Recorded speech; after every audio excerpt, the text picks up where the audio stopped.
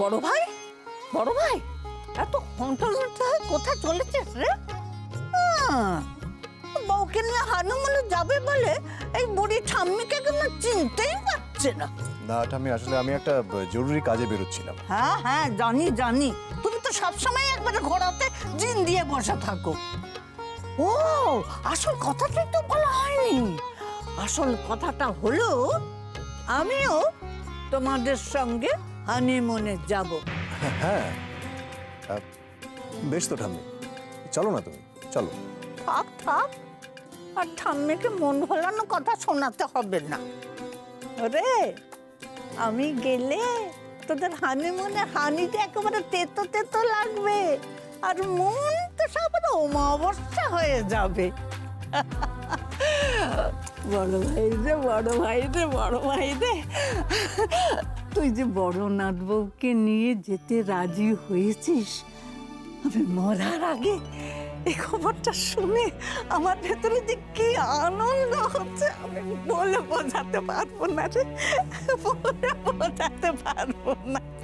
আচ্ছা মা, এইরকম একটা খুশির মুহূর্তে আপনি মরাটরার কথা বলছেন, আমাদের শুনতে ভালো লাগছে। হ্যাঁ ঠাম্মি, এসব কিন্তু বলা একদম উচিত হচ্ছে না। না না, ওসব কিছু না, ওসব কিছু না। তোরা সারাটা জীবন দুটিতে মিলে আনন্দে থাক, সুখে থাক, এই কামনাই করি রে ভাই, এই কামনাই করি। আর তাছাড়া শোন না, তোরা যত আনন্দ করবি এই বুড়ি ঠাম্মির আয়ু ততই চাচ্চার চাচ্চার করে বেড়ে যাবে, বুঝলি? আচ্ছা মা, আপনার বড় ভাইয়ের মুখের হাসিটা কে ফোটালো সেটা একবার ওকে জিজ্ঞেস করুন। আপনি তো বারবার বলেন আপনার বড় ভাইকে আমি বুঝি না, তার মনের খবর আমি রাখি না। এবার নেহাত আমি মুখ ফুটে ওদের বেড়াতে যাবার কথাটা বলেছিলাম বলে। বুঝি বুঝি বৌমা, তোমার কেরামতি কি আর আমি বুঝি না? না না, শুধু বুঝেছি বললে চলবে না, আপনার বড় ভাইকে মুখে সেটা স্বীকার করতে হবে। মা, আমার দেরি হয়ে যাচ্ছে, আমাকে একটু বেরোতে হবে। আমি আসছি। ও মা, এই তো একটু আগে বাইরে থেকে বেরিয়ে ফিরলি, এখন আবার কোথায় যাবি? মা, এখন বড় ভাইকে আটকিও না কিন্তু, দিয়ার জন্য পাসপোর্ট অ্যাপ্লাই করতে যাচ্ছে, হানিমুনে একবারে বিদেশ যাবে।